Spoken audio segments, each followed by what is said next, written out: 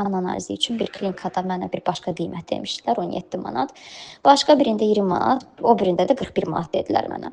Qaynar xəttimizə müraciət edən vətəndaş özəl xəstəxanalardakı analiz qiymətləri ilə bağlı narazıdır. Şikayətçi qeyd edir ki, göstərilən xidmət eyni olsa da, xidmət qarşılığı ödənişlər arasında fərq bəzən 2 qat, 3 qat olur. Şikayətçinin sözlərinə görə bu cür qiymət fərqləri seçim etməkdə və yoxlanışdan keçməkdə onlara çətinlik yaradır. Belə olan halda isə vətəndaş hansı analizin nəticəsinə inanacağına da tərəddüdlə yanaşır.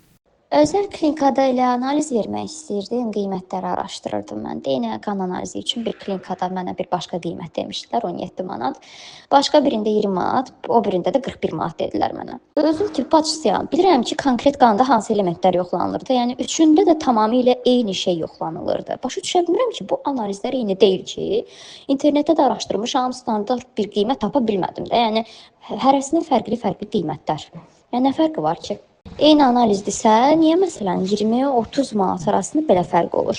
Səhiyyə eksperti Adil Qeybulla bildirir ki, özəl xəstəxanalardakı qiymət fərqləri əsasən avadanlığın yeniliyi və keyfiyyəti ilə bağlıdır. Bahalı, müasir avadanlıq istifadə edən klinikalarda qiymətlər yüksək, köhnə avadanlıq işlədənlərdə isə daha aşağıdır. Elə özəl klinikalar var ki, orada işlənmiş, vaxtı keçmiş, necə deyirlər, köhnə avadanlıqlar durur. Yəni bunları da etiraf etmək lazımdır. Əlbəttə, burada qiymətlər onun kimi ola bilməz. Məsələn, bir MRT-nin, MRT aparatının qiyməti 1 milyon evrodur.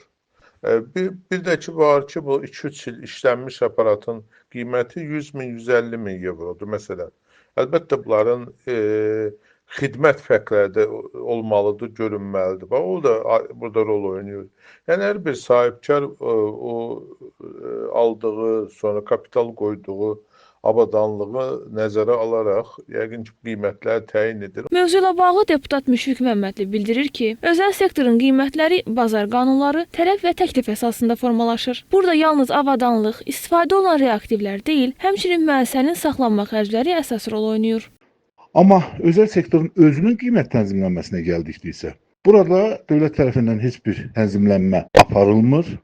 Bu, tələb təklif əsasında formalaşan qiymətlərdir və avadanlığın növünə, istifadə olunan reaktivlərin qiymətinə, laborator diaqnostik müəssisənin saxlanma xərclərinin ölçüsünə görə burada müəyyən bir qiymət formalaşır və bu qiymətdə özəl müəssisə tərəfindən vətəndaşa təqdim olunur. Ona görə də, yəni burada bir növ bazar mexanizmləri çərçivəsində rəqabət vardır. Məsələ ilə bağlı Səhiyyə Nazirliyi ilə əlaqə saxladıq. Qurumun analitik ekspertiza mərkəzindən bildirildi ki, özəl klinikalar iqtisadi baxımdan müstəqil sahibkarlıq subyektləri hesab olunur. Stat, özəl tibb fəaliyyəti haqqında Azərbaycan Respublikasının qanununun 9-cu maddəsinə əsasən, özəl tibb müəssisələrində xəstələrə göstərilən tibbi xidmətlərin tarifləri tibb müəssisələri ilə pasientlər arasında razılaşma yolu ilə müəyyən edilir. Yəni bu qiymətlər dövlət tərəfindən deyil, xidmət göstərən müəssisənin özü tərəfindən formalaşdırılır. Azərbaycan Respublikasının sahibkarlıq fəaliyyəti haqqında qanununun 4-cü maddəsinə görə, sahibkarlar qiymət qoyma siyasətində sərbəstdirlər. Yəni dövlətin qiymət tənzimlənməsi yalnız müəyyən edilmiş dövlət tərəfindən tənzimlənən mallar və xidmətlərə şamil olunur. Özəl tibbi xidmətlər bu kateqoriyaya daxil deyil. Statın sonu. Beləliklə, eyni analizə görə qiymət fərqləri bazar iqtisadiyyatı və istifadə olunan avadanlıq reaktivlərin keyfiyyəti ilə bağlıdır. Dövlət özəl klinikaların qiymətlərinə müdaxilə etmir, amma xidmətin keyfiyyətinə nəzarət edir. Vətəndaşlarsa həm qiymət, həm də keyfiyyəti nəzərə alaraq özlərinə uyğun klinikanı seçməkdə sərbəstdirlər. Nigar Rəcəbova, APA TV.